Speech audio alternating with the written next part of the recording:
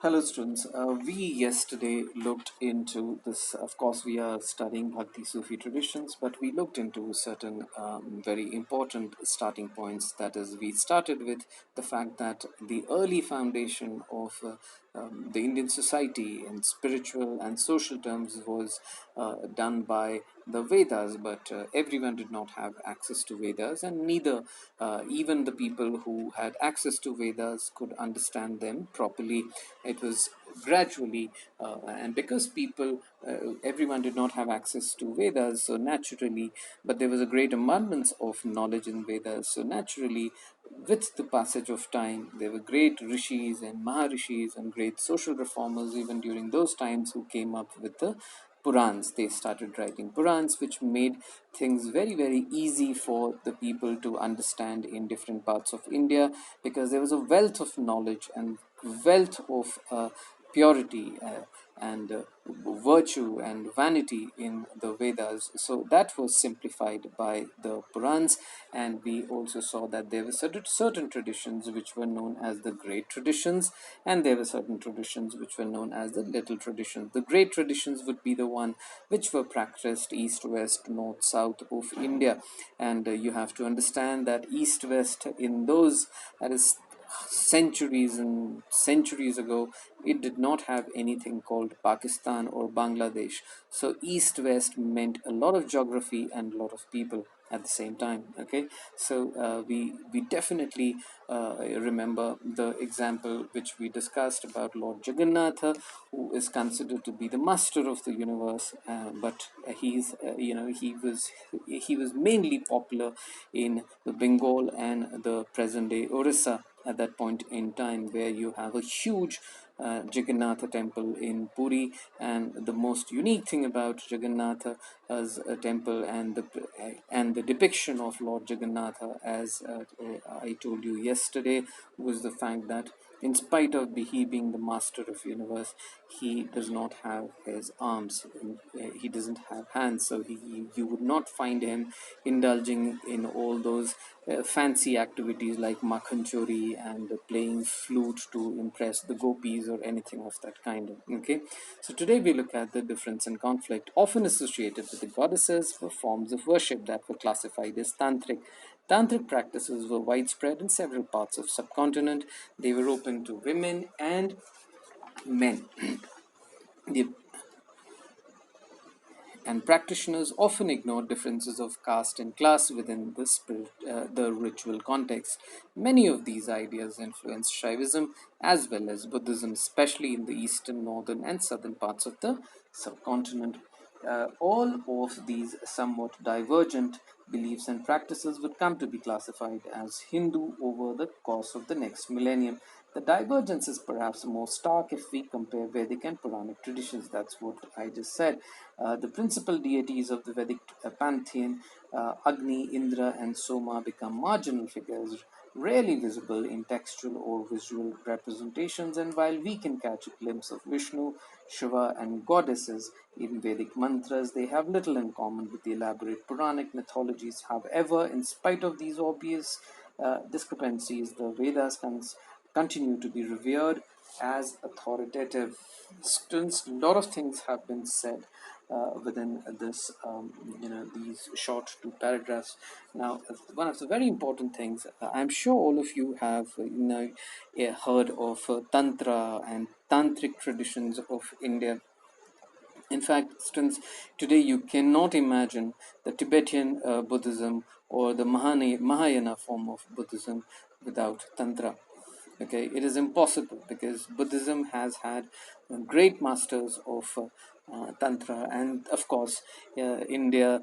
In India, the tradition of Tantra, go for hundreds and thousands of years. Okay, different people. Now Tantra allows you, I really wish we were in class and I could have explained it to you on the board, and essentially about given you an idea about how unique Tantra was and Tantra still is among the people, because it's still being followed by a lot many people. But just But just a kind of a short,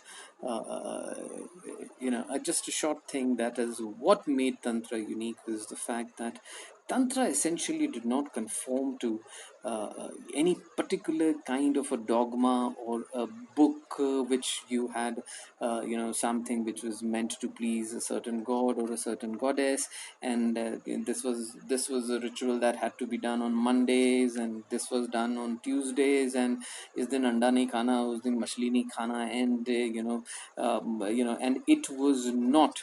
Tantra was not at all about, it was not like in temples where there was a priest who would be responsible for the arati and things like that, where the priest naturally would have to be a Brahmin again. So it was not bound by these rules at all. Tantra was, it gave a huge amount of freedom to the people who just wanted a connection with the Almighty or the gods, whether it was Vishnu or whether it was Lord Shiva or it was Goddess Kali or it was Goddess Durga or any goddess for that matter, because it provided you with a great amount of liberty. You could be sitting in any jungle, in any cave, or anywhere near the seashore, or in any part of India in great isolation, somewhere in the river banks, and you could be just minding your own business. You did not need to petition anyone to take you and introduce you to the Almighty. You could just manage your own business. And that was, it was this kind of liberty where people, when started getting into it, they started on the path of self-discovery, and then they different people, because they were not bound by any particular dogma. There was no Hanuman Chalisa, and there was no uh, you know there was nothing called Bhagavad Gita and Ramayana and Mahabharat. You did not have any of these books at all. So everything, you could actually draw the boundaries, you could draw the parameters, as to how far you wanted to go. So this was such a great equalizer, the Tantra, because it was not about Brahman could do this or Kshatriya could not do this, and the Shudras were definitely to be excluded. It was not at all.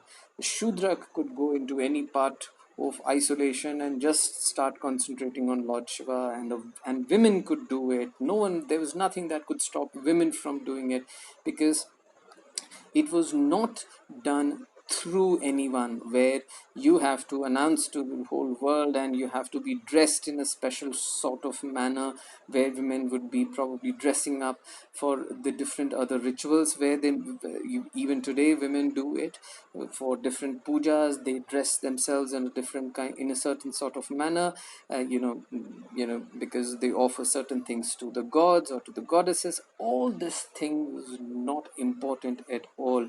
You could just be having some vermilion sindoor or some stone somewhere, and you could be just sitting under a tree and just trying to connect with the Supreme Father, the Almighty. And that provided you with a great liberty, and that was a great equalizer, Tantra.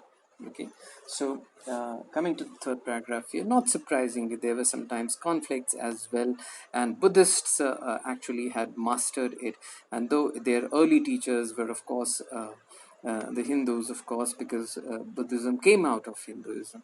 So naturally, some of the greatest tantrics who actually laid the foundation of Tibetan Tantra were definitely Hindus, and you'd be surprised. Some of them were from Andhra Pradesh, some of them from Bengal. So I wish I could. This is a fascinating subject, actually.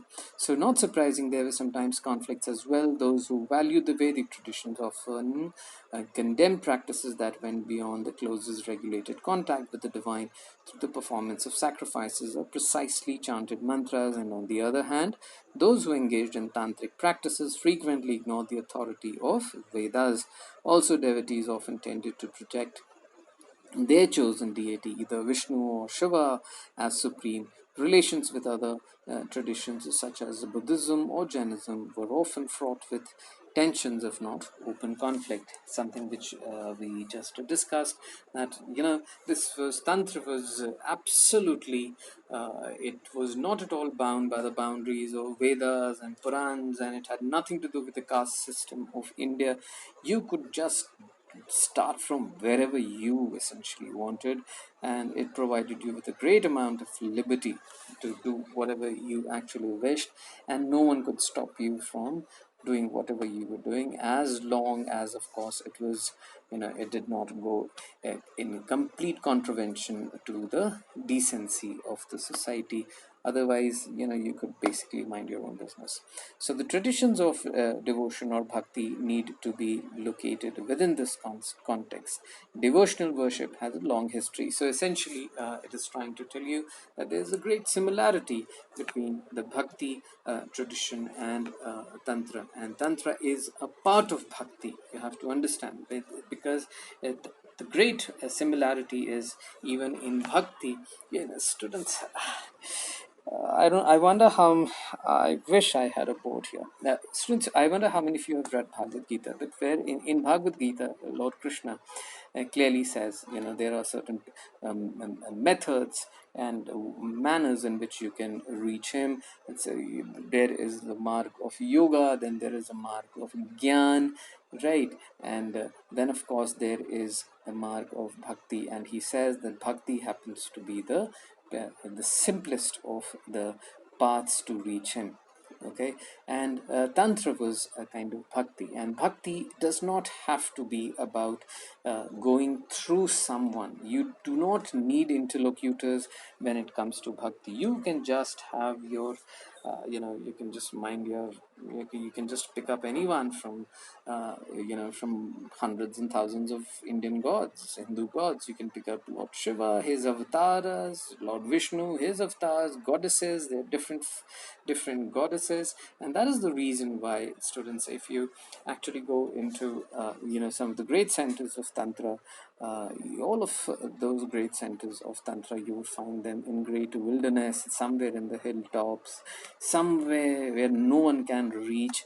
All these places are the places where the great tantrics have performed their rituals for centuries and hundreds and thousands of years, because they have been simply minding their own business, and they did not need any help from any pujari, and there is no scriptures in bhakti, and you just have to just sing the praise of God Almighty. And that exactly is the difference between the Ramayana, of which was the original Ramayana, which was first written by Maharishi Valmiki, and which was written hundreds and hundreds of years ago, and the second one, which was Tulsidas which was written by Tulsidas, Goswami Tulsidas Ji, the Ramcharitramanas, which was written when 15th century, just about 500 600 years ago.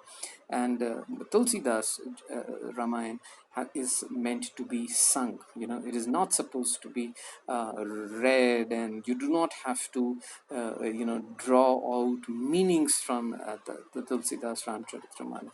You're just supposed to sing it, and that is the reason why, when you have in India, and it only calls for one thing, which is a devotion, bhakti, and that it is supposed to take you to a great level of energy, and it is supposed to take you to a great level of devotion, which is all about purest of the pure bhakti. And that is exactly the reason why in India, when you have during Ramnamis, and during the Durga Puja festivals and all that kind of when you sing the praise of Sri Ram, it is always